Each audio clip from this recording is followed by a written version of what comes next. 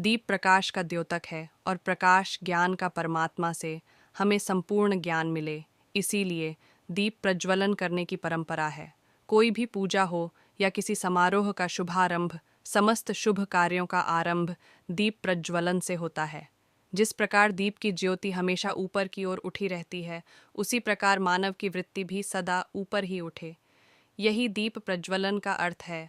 अत समस्त कल्याण की चाह रखने वाले मनुष्य को दीप जलाते समय दीप मंत्र अवश्य पढ़ना चाहिए। हिंदू धर्म में किसी भी शुभ कार्य से पहले दीपक जलाए जाते हैं। सुबह शाम होने वाली पूजा में भी दीपक जलाने की परंपरा है।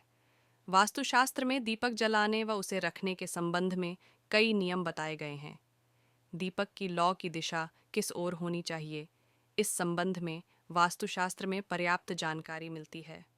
वास्तुशास्त्र में यह भी बताया गया है कि दीपक की लौ किस दिशा में होने पर उसका क्या फल मिलता है। नवरात्रि में अखंड दीपक क्यों जलाते हैं? नवरात्रि का हिंदू धर्म में विशेष महत्व है। साल में हम 2 बार देवी की आराधना करते हैं।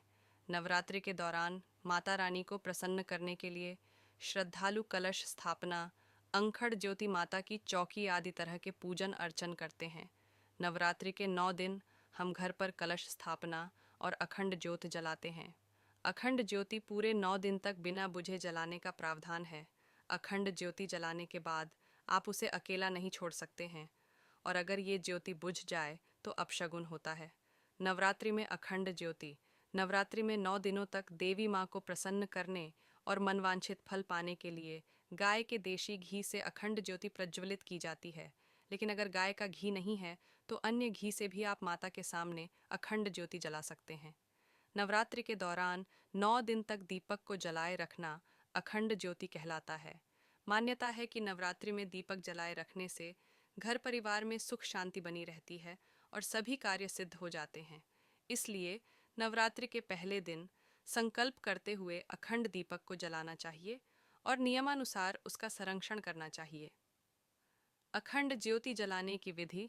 नवरात्रि के दौरान जलाए जाने वाले दीपक यानी अखंड ज्योति को जलाने के भी कुछ नियम हैं, जिनका पालन हमें करना चाहिए ताकि हमें मनवांछित फल की प्राप्ति हो सके। आमतौर पर लोग पीतल के दीप पात्र में अखंड ज्योति प्रज्वलित करते हैं। यदि आपके पास पीतल का पात्र न हो तो आप मिट्टी का दीप पात्र भी इस्तेमाल कर सकते हैं। मगर मिट्टी के दीप पात्र में अखंड ज्योति जलाने से पहले दीप पात्र को 1 दिन पहले पानी में भिगो दें और उसे पानी से निकालकर साफ कपड़े से पोंछकर सुखा लें। प्रत्येक वर्ष शारदीय नवरात्रि की शुरुआत आश्विन मास की शुक्ल प्रतिपदा तिथि से होती है। इस वर्ष नवरात्रि का शुभारंभ 3 अक्टूबर 2024 से हो रहा है। इस दौरान साधक नवरात्रि का व्रत रखते हैं और अखंड ज्योत जलाते हैं। नवरात्रि के दौरान अखंड ज्योत जलाने का भी विशेष महत्व है। तो आइए जानते हैं अखंड ज्योत जलाने का महत्व और इसके नियम। जल्द ही शारदीय नवरात्रि की शुरुआत होने जा रही है। नवरात्रि के दौरान साधक माता दुर्गा के 9 रूपों की पूजा अर्चना करते हैं, साथ ही व्रत भी रखते हैं। धार्मिक मान्यताओं के अनुसार नवरात्रि के दौरान अखंड ज्योत जलाने से व्यक्ति की सभी मनोकामनाएं पूर्ण होती हैं। जानिए अखंड ज्योत का महत्व। नवरात्रि में विशेष इच्छाओं की पूर्ति के लिए अखंड ज्योति जलाई जाती है। यदि कोई साधक दीपक का पूरे 9 दिनों तक बिना बुझे लगातार ज्योत जलाता है तो उसे अखंड ज्योत कहा जाता है। अगर ये ज्योत लगातार जलती रहे तो इससे माता रानी की कृपा परिवार पर बनी रहती है। वहीं इसका बुझना अशुभ माना गया है, इसलिए 9 दिनों तक अखंड ज्योति का विशेष ध्यान रखा जाता है।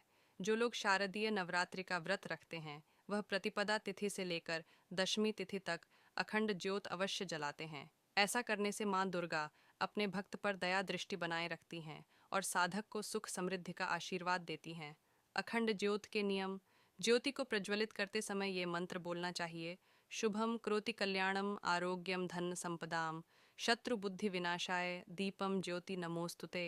अखंड ज्योति जलाने समय ध्यान रखें कि ज्योत के दीपक को अन्न जैसे जौ चावल या गेहूं की ढेरी पर रखना चाहिए। इसे कभी भी सीधे जमीन पर न रखें।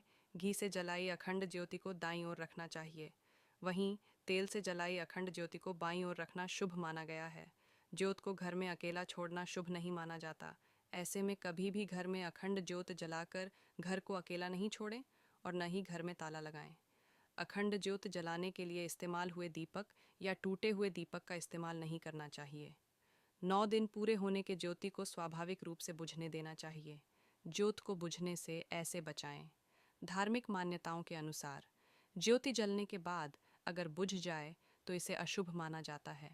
ऐसे में अगर आप मिट्टी से बने दीपक में अखंड ज्योति जला रहे हैं तो उसे एक दिन पूर्व दिन भर पानी में भिगोकर रख दें। इसके बाद आप इसका इस्तेमाल कर सकते हैं। आप ज्योत में समय समय पर तेल या घी डालते रहें। ऐसा करने से ज्योति देर तक जलती है। साथ ही मिट्टी के बड़े आकार के दीपक का इस्तेमाल करें ताकि इसमें डाला गया घी या तेल ज़्यादा दिनों तक चले। ज्योत को हवा से बचने के लिए आप उसके ऊपर कांच का गोला भी रख सकते हैं। सनातन धर्म में नवरात्रि को बहुत ही खास माना जाता है। पूरे साल में 4 नवरात्रि आती हैं, जिसमें चैत्र नवरात्रि और शारदीय नवरात्रि सबसे खास मानी जाती हैं। नवरात्रि के 9 दिन माँ दुर्गा को समर्पित होते हैं। नवरात्रि में माँ दुर्गा के 9 रूपों की उपासना की जाती है, जिसे नव दुर्गा के नाम से जाना जाता है। नवरात्रि का 10वां दिन विजयादशमी या दशहरा के रूप में मनाया जाता है। नवरात्रि के पहले दिन व्रती द्वारा व्रत का संकल्प लिया जाता है। इस दिन लोग अपने सामर्थ्य अनुसार 2, 3 या पूरे 9 दिन का उपवास रखने का संकल्प लेते हैं। संकल्प लेने के बाद मिट्टी की वेदी में जौ बोया जाता है और इस वेदी को कलश पर स्थापित किया जाता है।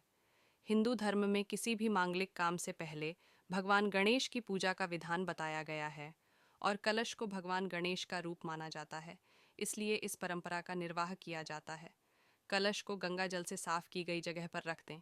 इसके बाद देवी देवताओं का आवाहन करें। कलश में 7 तरह के अनाज, कुछ सिक्के और मिट्टी भी रखकर कलश को 5 तरह के पत्तों से सजा लें। इस कलश पर कुल देवी की तस्वीर स्थापित करें। दुर्गा सप्तशती का पाठ करें। इस दौरान अखंड ज्योति अवश्य प्रज्वलित करें। अंत में देवी माँ की आरती करें और प्रसाद को सभी लोगों में बांट दें। इस बार माँ दुर्गा डोली पर सवार होकर आएंगी। ज्योतिष के अनुसार माँ दुर्गा का डोली पर सवार होना अशुभ संकेत दे रहा है। यह प्राकृतिक आपदा, महामारी और देश में अस्थिरता का संकेत भी है। पूरे भारत में शारदीय नवरात्रि बड़ी ही धूमधाम से मनाई जाती है। नवरात्रि के इन 9 दिनों में माँ दुर्गा के नाम की झांकियाँ भी निकाली जाती हैं। नवरात्रि के पहले दिन कलश स्थापना की जाती है, जिसे घट स्थापना भी कहा जाता है। इस बार शारदीय नवरात्रि 3 अक्टूबर से लेकर 12 अक्टूबर तक रहेंगे। नवरात्रि के आखिरी 3 दिन बहुत ही खास होते हैं, जिसमें दुर्गा सप्तमी, दुर्गा अष्टमी और दुर्गा नवमी हैं। नवरात्रि का त्यौहार, शारदीय नवरात्रि का त्यौहार अश्विन मास के शुक्ल पक्ष की प्रतिपदा से नवमी तक मनाई जाता है। शारदीय नवरात्रि चंद्रमास आश्विन में शरद ऋतु के समय आती है। शरद ऋतु में आने के कारण इन्हें शारदीय नवरात्रि कहा जाता है। पौराणिक मान्यता अनुसार देवी दुर्गा ने संसार के कल्याण के खातिर शारदीय नवरात्रि के 9 दिनों में महिषासुर से युद्ध किया था और विजयादशमी पर उसका वध कर भक्तों की रक्षा की थी। शारदीय नवरात्रि में माँ दुर्गा की पूजा करने वालों को कभी संकट का सामना नहीं करना पड़ता। सनातन धर्म में नवरात्रि को बहुत ही खास माना जाता है। पूरे साल में 4 नवरात्रि आती हैं, जिसमें चैत्र नवरात्रि और शारदीय नवरात्रि सबसे खास मानी जाती है। नवरात्रि के 9 दिन माँ दुर्गा को समर्पित होते हैं। नवरात्रि में माँ दुर्गा के 9 रूपों की उपासना की जाती है, जिसे नव दुर्गा के नाम से जाना जाता है। नवरात्रि का 10वां दिन विजयादशमी या दशहरा के रूप में मनाया जाता है।